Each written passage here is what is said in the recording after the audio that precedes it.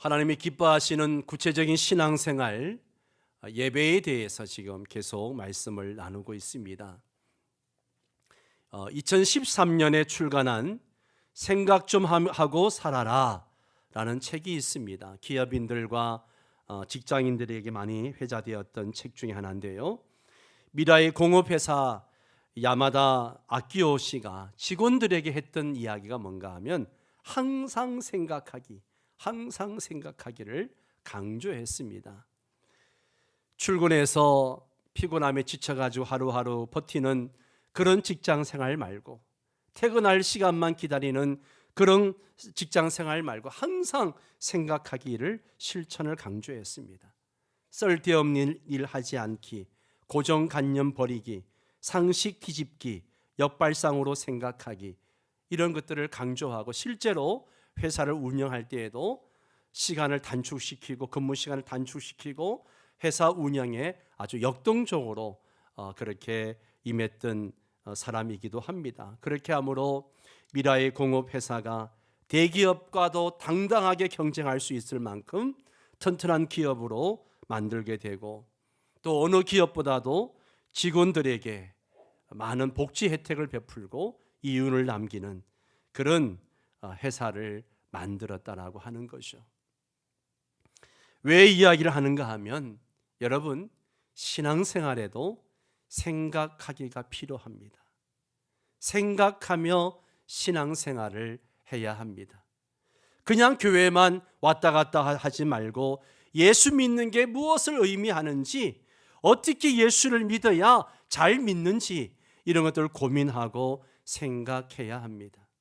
여러분, 막연하게 예수 믿어서는 안 됩니다. 예수 믿는 믿음을 우리의 일상생활에서 실제적으로 활용할 수 있어야 됩니다.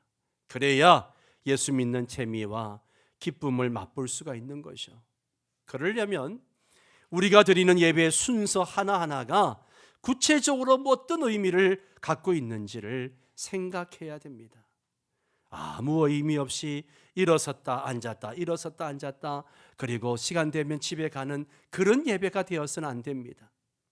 기도 하나를 하더라도 어떻게 해야 하는지 구체적으로 알 필요가 있습니다. 오늘 말씀을 보면 하나님의 말씀은 결코 막연하지가 않습니다. 굉장히 구체적입니다. 모든 성경은 하나님의 감동으로 된 것으로 교훈과 책망과 바르게 함과 의로 교육하기에 유익하니, 이는 하나님의 사람으로 온전하게 하며 모든 선한 일을 행할 능력을 갖추게 하려 함이라. 하나님의 말씀은 우리를 책망도 하고 교훈도 하고 바르게 하기도 하고 의로 교육하기에 유익하다라고 말하고 있습니다. 쉽게 말하면 구체적으로 우리의 삶을 인도한다는 것이죠. 그래서 우리는 성경 말씀을 통해서 우리의 믿음의 삶을 구체적으로 배워야 합니다. 지금 계속해서 예배에 관해서 말씀을 드리고 있습니다.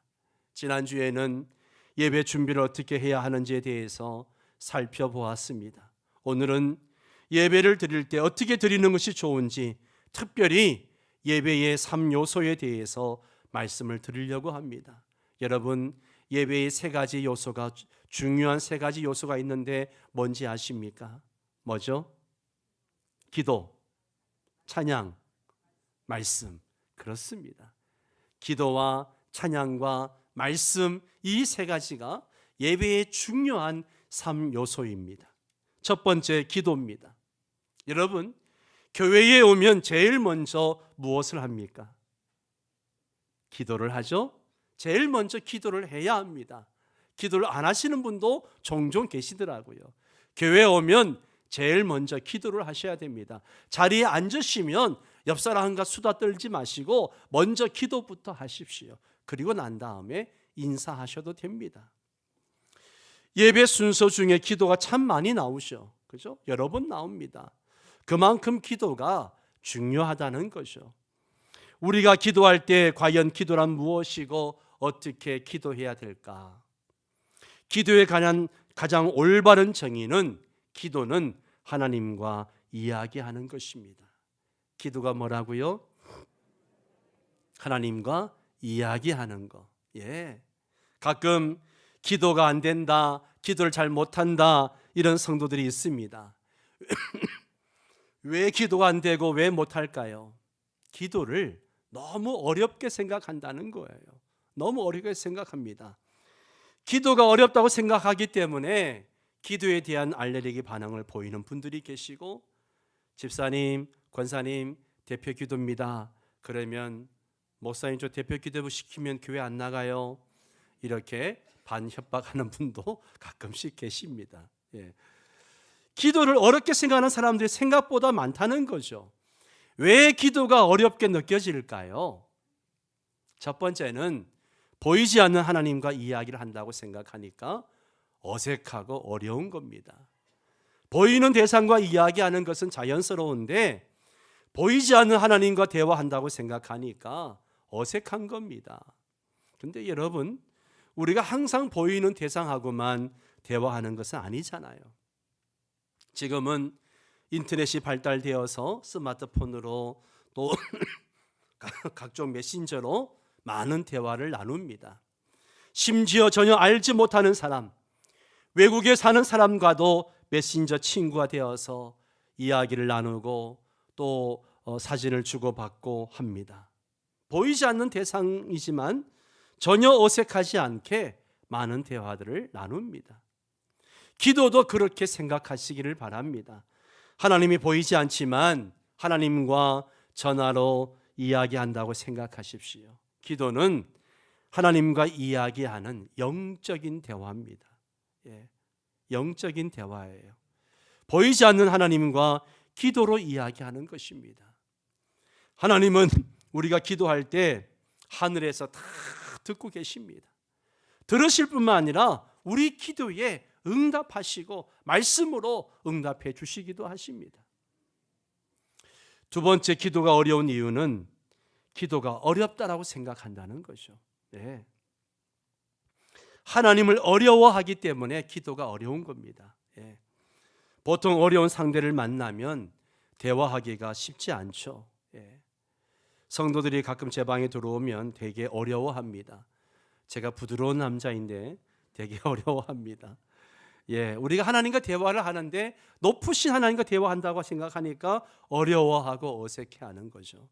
그런데 그렇게 생각할 필요가 없습니다. 하나님은 우리의 아버지이십니다. 아멘이십니까? 우리의 아버지세요. 구약에서는 하나님이 너무 높고 거룩하신 분이라서 그분의 이름을 함부로 부르지 못했습니다. 예를 들어서 하나님의 이름이 여호와인데 성경을 읽다가 여호와라는 이름이 나오면 감히 부르지도 읽지도 못했습니다. 인간이 어찌 감히 하나님의 이름을 부를 수 있느냐는 거죠.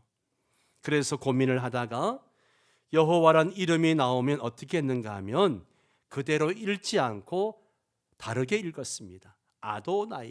아도나이라고 읽었습니다. 예. 이 아도나이라는 것은 주님, 이런 뜻을 가지고 있습니다. 그래서 우리가 주님이라고 그렇게 부르는 이유가 거기에 있습니다. 예. 하나님이라고 부르지 못하고 대신 주님이라고 부른 거죠. 그만큼 하나님을 두렵게 생각했습니다. 그런데 신약으로 넘어오면 분위기가 완전히 달라지죠. 신약을 보면 하나님이 두려운 분이 아니라 우리의 아버지라고 말씀하고 있습니다.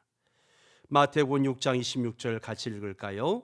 공중의 새를 보라. 심지도 않고 거두지도 않고 창고에 모아들지도 아니하되 너희 하늘 아버지께서 기르시나니 너희는 이것들보다 귀하지 아니하냐. 하나님을 뭐라 부르고 있어요? 하늘 아버지께서. 공중의 새도 먹이시고 입히시고 기르시는데 하물며 너희일까 보냐. 하늘 아버지께서 먹이신다는 거예요. 마태복음 6장 32절도 볼까요? 그러므로 염려하여 이르기를 무엇을 먹을까, 무엇을 마실까, 무엇을 입을까 하지 말라. 이는 다 이방인들이 구하는 것이라. 너희 하늘 아버지께서 이 모든 것이 너희에게 있어야 할 줄을 아시느니라. 아멘, 아멘. 예. 너희가 악한 자라도 좋은 것으로 자식에게 줄 알거든 하물며 하늘에 계신 누구요? 너희 아버지께서 구하는 자에게 좋은 것으로 주시지 않겠느냐. 하나님은 두려운 분이 아니라 우리의 뭐라고요? 우리의 아버지십니다. 할렐루야. 우리의 아버지십니다. 기도는 자상하고 사랑이 많으신 그 아버지와 이야기하는 겁니다. 기도를 어렵게 생각하지 말고 우리를 사랑하는 아버지에게 이야기하는 것으로 생각하시기 바랍니다. 또 이야기할 때 가장 중요한 태도는 자연스러움이죠. 이야기할 때 내가 어떻게 말해야 이 사람이 좋아할까, 그런 거 다 신경 쓰다 보면 너무너무 피곤하죠. 물론 그렇게 이야기해야 할 자리도 있지만요, 친한 사람과 이야기할 때는 그냥 자연스럽게 말을 하게 됩니다. 하나님께도 그렇게 이야기하면 됩니다. 사랑하는 아버지께 이야기하는데 꼭 신하가 임금에게 말하는 것처럼 격식을 갖추어서 말한다면 정말 어색하지 않을까요? 아버지를 부를 때 아빠 그러지 않고 아바마마 이렇게 불러보세요. 얼마나 어색합니까? 자연스럽게 대화를 해야죠. 또 하나는요, 감정을 그대로 표현하는 거예요. 감정을 그대로. 하나님 앞에 기도할 때는요, 솔직해야 됩니다.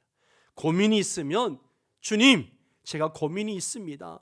제가 속상합니다. 너무너무 힘듭니다. 감정을 있는 그대로 이야기하는 거죠. 그게 가장 좋은 기도입니다. 세상을 살다 보면 마음에 무거운 짐들이 있습니다. 오늘도 그 무거운 짐들을 지고 이 자리에 오신 분들이 계십니다. 그 무거운 짐들을 주님께 내어놓고 돌아갈 때는 가벼운 마음으로 돌아가야 합니다. 그 짐을 어떻게 내려놓습니까? 하나님께 이야기함으로 내려놓는 것입니다. 수고하고 무거운 짐진 자들아 다 내게로 오라. 내가 너희를 쉬게 하리라. 나는 마음이 온유하고 겸손하니 나의 멍에를 메고 내게 배우라. 그리하면 너희 마음이 쉼을 얻으리니.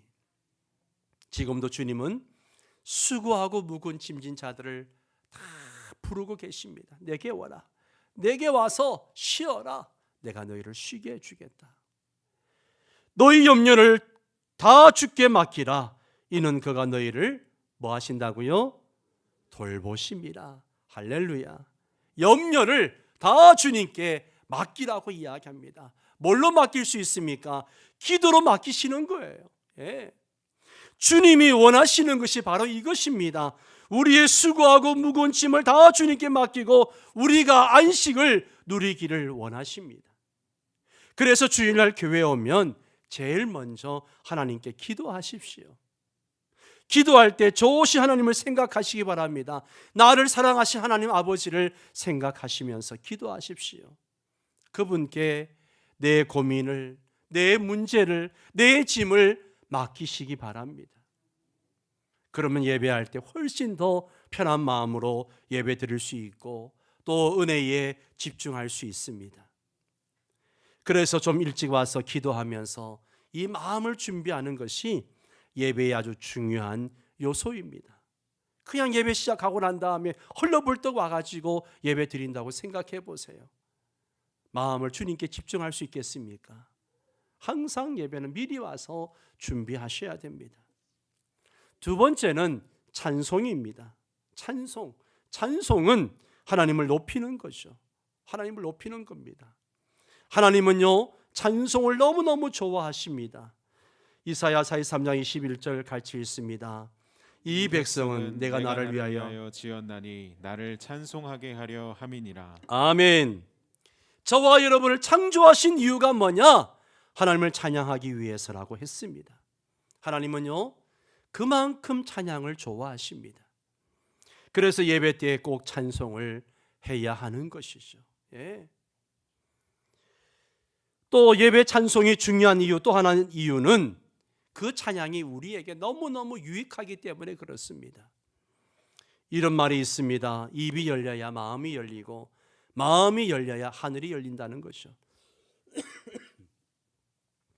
부부싸움을 해보세요. 부부싸움을 하면 제일 먼저 뭘 하지 않게 돼요? 말을 안 합니다. 말을 안 해요. 그냥 한두 시간 말을 안 하면 좋은데 이게 하루가 가고 일주일을 가는 사람들도 있다는 얘기를 듣고 있습니다. 야, 어떻게 일주일 동안 말을 안 하고 사는지 이해가 안 갑니다. 예.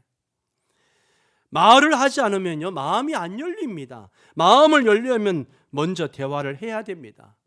그러면 마음도 열리고, 마음이 열리면 그때부터 얽히고 설킨 것들이 술술 풀려나가는 거죠. 하나님과 관계도 마찬가지입니다. 하나님과 열린 관계가 되려면요, 먼저 우리의 입이 열려야 됩니다. 입을 여는 것이 바로 찬송입니다. 찬송 시간에 가만히 계시지 마세요. 물론 노래를 잘못 부르는 사람도 있습니다. 그런 사람들은 찬송 시간이 별로 즐겁지 않을 수 있어요. 그러나 여러분 기억하십시오. 이 찬송은 노래를 잘 부르고 못 부르고의 문제가 아닙니다. 일반 노래는 잘 부르는 사람과 못 부르는 사람을 평가할 수 있어요. 그런데 찬송은 그렇게 평가하는 것이 아닙니다. 하나님을 찬양하는 것이기 때문에 잘 부르고 못 부르고가 중요하지 않습니다. 마음이 중요한 거예요. 마음이 중요한 겁니다. 그래서 찬송할 때 가능하면 입을 크게 벌려가지고 크게 찬송을 하셔야 됩니다. 이게 습관이 되어야 돼요. 찬송을 자꾸 작게 부르면 그게 습관이 되어서 평생 찬송을 그렇게 부를 수밖에 없어요. 특히 남자 성도님들이 체면 차린다고 입을 잘 안 벌리는 분들이 꽤 계십니다. 부인들이 옆에 쿡쿡 찌릅니다. 좀 찬송하라고. 그런데도 안 불러요. 예, 그런 분들이 계세요. 여러분, 하나님 앞에 무슨 체면이십니까? 여러분이 하나님보다 높으십니까? 예? 하나님 앞에 재롱을 떨어야죠. 찬양하셔야 됩니다. 예. 여러분, 우리가 다 주님 앞에 가게 되는데요, 요한계시록에 보면 그 어린 양 보좌 앞에 온 성도가 함께 찬양하는 모습이 나옵니다. 여러분, 그때 가서도 대충 그렇게 찬양하시겠습니까? 힘차게 찬송을 불러야 합니다. 여러분, 찬송을 힘차게 부르면요, 이상하게 내 마음이 막 뜨거워지고 찬양 가사가 느껴지게 되고 그 멜로디가 마음에 다가오면서 마음이 열리게 됩니다.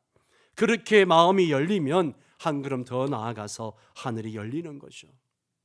제가 지난 금요 기도회 때 그런 경험을 했습니다. 단기 선교 다녀와서 몸살을 심하게 앓고 난 다음에 몸이 회복되지 않았지만 지난 금요 기도회 때 일부러 열심히 찬양을 불렀습니다. 처음에는 목이 잠겨가지고 목소리가 안 나옵니다. 그래도 열심히 박수치면서 찬양을 불렀더니만 목이 풀어지니까 찬양이 힘이 있고, 찬양이 힘이 있으니까 갑자기 막 힘이 나고 마음이 뜨거워지고, 얼마나 은혜가 되는지 몰라요. 그래서 설교도 아주 힘 있게 지난 금요일은 제가 했습니다. 여러분, 세상 노래도요, 열심히 부르면 흥이 돋고 기분이 좋아집니다. 노래방에서 많이 경험했잖아요. 예, 큰 마이크만 잡으면 그냥 달리는 사람들이 있습니다. 예. 좋은 노래를 부르면 마음이 정화되기도 합니다. 하물며 찬송은요, 작곡이나 작사자가 그냥 만든 것이 아니잖아요. 성령의 감동으로 기도하면서 만들었습니다. 그래서 그 안에는 영감이 있는 거예요. 그러기에 그걸 부르면 은혜가 되는 것입니다. 영적인 감동이 느껴지는 겁니다. 그래서 많은 성도들이 예배를 드릴 때에 가장 많은 은혜를 받는 것이 찬송이라고 이야기합니다. 찬송만 잘 불러도 예배에서 하나님을 느끼고 마음의 위로와 용기를 받는 일이 많습니다. 오늘부터 찬송을 부를 때 열정적으로 마음을 다해서 부르시기를 바랍니다. 나이 상관없습니다. 하나님 앞에 무슨 나이가 상관이 있습니까? 여러분 힘있게 하십시오. 여러분에게 놀라운 은혜가 있을 것입니다. 예배는 영적인 일입니다. 하나님도 영적인 분이세요. 그래서 우리가 예배할 때 이런 이성만 가지고 예배를 드리면 영적 교감이 일어나지를 않습니다. 여러분, 여기에 왜 오셨습니까? 세상 재미를 얻기 위해서 왔습니까? 세상 재미가 필요하면 세상으로 가야죠. 우리가 여기 온 것은 세상에 없는 영적인 것을 얻기 위해서 이 자리에 왔습니다. 세상이 줄 수 없는 하늘의 힘과 위로와 평안을 얻기를 기대하고 이 자리에 나온 것입니다. 그런데 예배를 드리면서 하나님을 만나는 경험을 하지 못하고 돌아가 버리면 그 마음이 얼마나 허전할까요? 그래서 예배할 때는 하늘이 열려야 합니다. 어떻게 엽니까? 바로 찬송이에요. 입이 열리면 마음이 열리고 마음이 열리면 하늘이 열리는 것입니다. 입을 열고 크게 찬송하십시오. 그러면 하늘이 열리는 체험을 하게 될 것입니다. 다음 주부터 보겠습니다. 특별히 예배하러 오시면 인생의 무거운 짐 때문에 우울하고 답답한 마음을 가지고 오는 사람도 있습니다. 그런 분일수록 찬송을 더 크게 불러야 합니다. 열심히 해야 됩니다. 찬송은요, 곡조 있는 기도입니다. 초신자들은 기도가 아직도 어렵고 어색합니다. 그런데 찬송은 곡조 있는 기도이기 때문에 기도를 못하는 사람도 찬송을 하면 기도 효과가 있습니다. 왜냐하면 그 가사들 모두가 영적인 것들이고 하나님을 향한 기도들이고 신앙 고백이기 때문에 그렇습니다. 찬송을 하면 기도 효과가 나타납니다. 그래서 찬송이 좋습니다. 생활 속에서도 찬송을 많이 부르십시오. 설거지를 하면서도 흥얼거리시고, 길을 가면서도 찬송하시고, 운전을 하면서도 찬송하시고, 그게 다 기도가 되는 거죠. 찬양이 여러분의 입에서 떠나지 않게 되기를 축원합니다. 마지막 세 번째 설교입니다. 저와 여러분은 불확실성의 시대를 살아가고 있습니다. 사실 많은 사람들이 불안해하며 오늘을 살아갑니다. 직장생활, 내 사업장은 얼마나 오래 갈 수 있을까? 얼마나 잘 될 수 있을까? 하는 불안감이 있습니다. 나는 건강하게 오래 살 수 있을까? 하는 불안감도 있습니다. 내 노후는 어떻게 살아갈 수 있을까? 걱정이 됩니다. 우리 자녀들은 잘 될까? 하는 걱정도 있습니다. 좀 더 크게 보면 우리나라 경제가 코로나 위기를 극복하고 일어날 수 있을까? IMF 때와 같은 위기가 또 오는 것은 아닐까? 저 북한이 혹시 전쟁을 일으키지 않을까? 이것저것 생각해 보면 앞이 잘 안 보입니다. 확실한 것이 하나도 없습니다. 늘 마음 한 곳에 불안과 두려움이 있습니다. 이때 필요한 것이 뭡니까? 바로 든든한 이 하나님의 약속과 격려를 우리가 붙잡는 것입니다. 그래서 우리는 불안할 때마다 하나님의 말씀을 들어야 합니다. 하나님의 말씀은 이 상황에 대해서 뭐라고 말씀하고 있는지 우리가 들어야 됩니다. 그 음성을 듣고 다시 마음을 추스리고 담대하게 나아가야 합니다. 어린 자녀들을 보면 엄마가 안 보이면 되게 불안해합니다. 놀다가도 엄마가 있는지 없는지 꼭 확인을 하고 또 놀고 그럽니다. 또 놀다가 엄마가 안 보이면 불안해가지고 엄마가 어디 있나 막 찾다가 엄마가 보이면 또 열심히 놉니다. 여러분, 그런 것처럼 세상을 살아가다가 불안과 염려가 밀려올 때 우리 눈을 크게 뜨고 하나님의 존재와 그분의 말씀을 확인해 보아야 됩니다. 하나님이 나에게 뭐라 말씀하시는지, 하나님이 이럴 때 뭐라 말씀하시는지 확인을 해야 됩니다. 그러면 하나님은 우리에게 이렇게 말씀하십니다. 이사야 41장 10절 같이 읽습니다. 두려워하지 말라, 내가 너와 함께함이라. 놀라지 말라, 나는 네 하나님이 됨이라. 내가 너를 굳세게 하리라. 참으로 너를 도와주리라. 참으로 나의 의로운 오른손으로 너를 붙들리라. 아멘, 아멘. 사이 3장 1절입니다. 야곱아, 너를 창조하신 여호와께서 지금 말씀하시느니라. 이스라엘아, 너를 지으신 이가 말씀하시느니라. 너는 두려워하지 말라. 내가 너를 구속하였고 내가 너를 지명하여 불러나니 너는 내 것이라. 아멘, 아멘. 보라, 내가 새 일을 행하리니 이제 나타낼 것이라. 너희가 그것을 알지 못하겠느냐? 반드시 내가 광야의 길을 사막의 강을 내리라. 너희 행사를 여호와께 맡기라. 그리하면 네가 경영하는 것이 이루어지리라. 여러분, 이게 바로 확인하는 작업이에요. 불안과 두려움이 있을 때마다 여러분, 우리의 시선은 하나님의 말씀으로 가야 합니다. 우리는 수시로 말씀 안에서 확인을 해야 됩니다. 하나님의 음성을 듣고 살아야 합니다. 그러면 그 사람의 마음은 반석처럼 흔들리지 않습니다. 그런데 말씀에 기반을 두지 않고 수시로 변하는 세상의 뉴스나 세상의 소식, 사람의 말에 귀를 기울이는 사람은요, 불안하고 두려울 수밖에 없습니다. 흔들릴 수밖에 없어요. 여러분, 말씀 위에 여러분의 인생의 기반을 세우시기 바랍니다. 설교 시간은 바로 지금 하나님이 나에게 말씀하시는 시간입니다. 하나님은 주의 종을 통하여 말씀하십니다. 우리는 그 음성을 들어야 됩니다. 그래야 삶의 방향을 잡고 용기 있게 나갈 수 있습니다. 설교 시간을 통해서 꼭 여러분을 향한 하나님의 음성을 들을 수 있기를 바랍니다.